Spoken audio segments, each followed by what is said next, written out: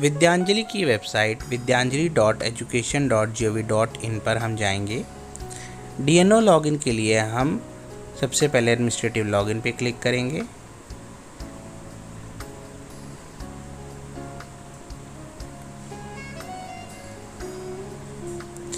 इसके बाद हम यहाँ पर लॉगिन आईडी डालेंगे और पासवर्ड दर्ज करेंगे।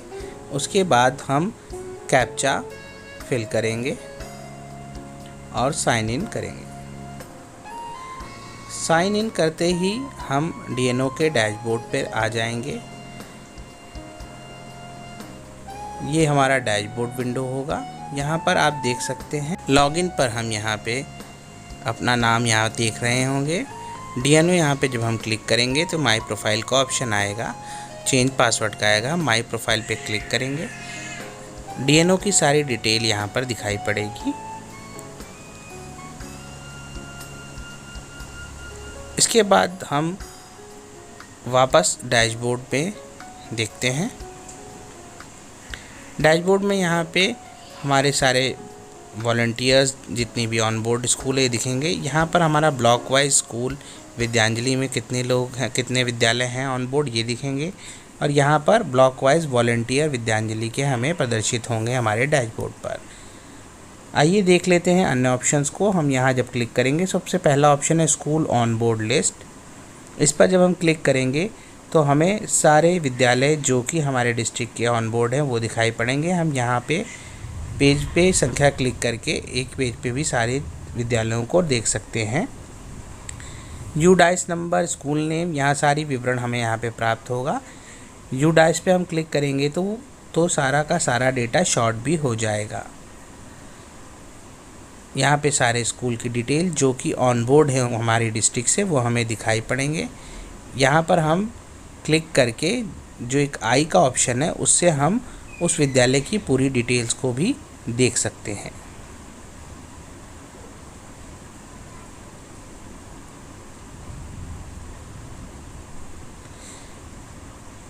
तथा ये सारी लिस्ट जो भी हमारे स्कूल ऑन बोर्ड हैं इसकी हम पीडीएफ और एक्सेल भी बना सकते हैं।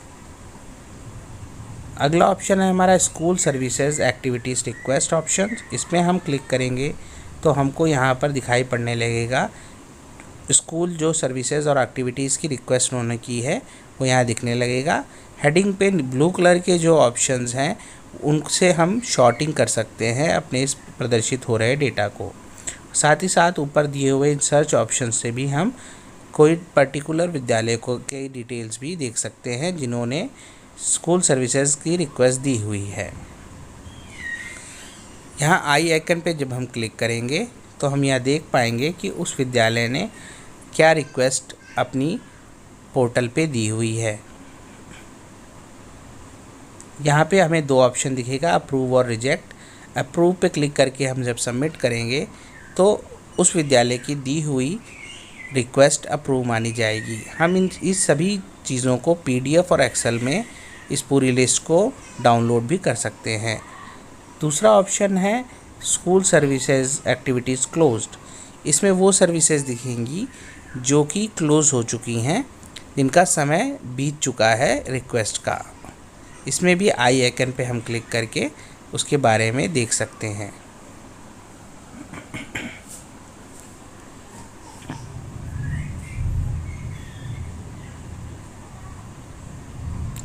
इसके बाद नेक्स्ट जो ऑप्शन हमें मिलेगा वो है स्कूल एसेट मटेरियल और इक्विपमेंट का, जिसमें school asset material equipment request पे हम जब क्लिक करेंगे तो हमें अपने डिस्ट्रिक्ट के दिए हुए जितने भी रिक्वेस्ट है स्कूलों के द्वारा मटेरियल, इक्विपमेंट और एसेट की वो हम देख सकेंगे और इसको हम पीडीएफ और एक्सेल में भी एक्सट्रैक्ट कर सकेंगे। और आई आइकन पे क्लिक करके हम पर्टिकुलर देख सकते हैं और उस रिक्वेस्ट को एक्सेप्ट भी कर सकते हैं उस विद्यालय के। और अगर हम चाह रहे हैं रिजेक्ट करना तो उसको रिजेक्ट भी कर देंगे।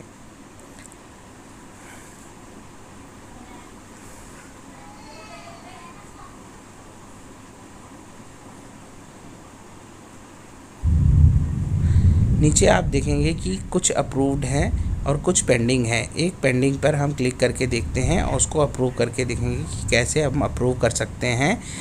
विद्यालय की दी हुई रिक्वेस्ट को। यहाँ पे हमने अप्रूव किया और सबमिट कर दिया। जो पेंडिंग थी रिक्वेस्ट वो अब हमारी अप्रूव हो चुकी है। सबमिट करने के बाद हम देखेंगे ये सबसे ऊपर लिस्ट में आ गया होगा और अप्रूव भी लिखा हुआ आएगा।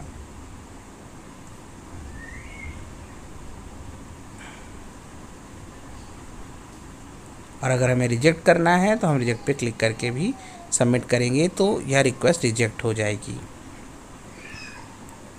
नेक्स्ट हमारा ऑप्शन है school asset material equipment closed.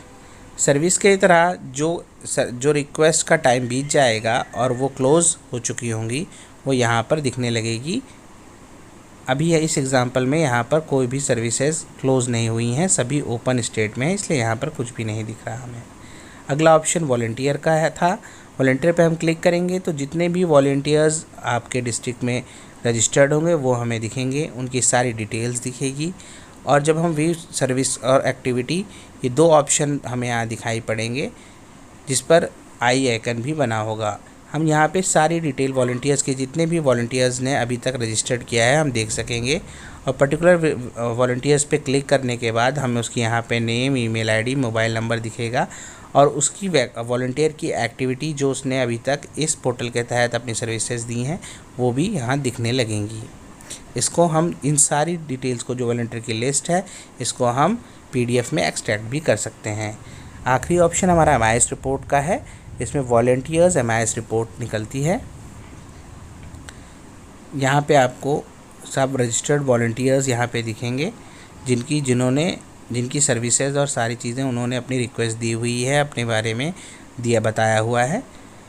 यहाँ पर हमको ऑप्शन दिखता है एक्शन का। इस पर हम जब क्लिक करेंगे 3 डॉट्स पे तो यहाँ पे हमें उनकी व्यू सर्विस एक्टिविटी और view asset material equipment activity दिखेगी।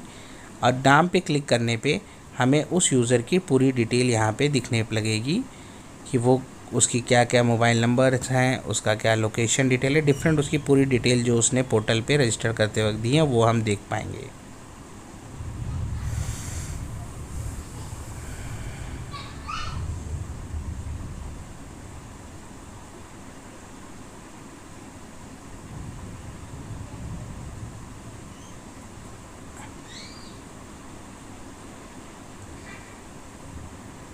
इस तरीके से हम वॉलंटियर्स की एक्टिविटीज़ को भी देख सकते हैं और चाहे तो डाउनलोड भी कर सकते हैं।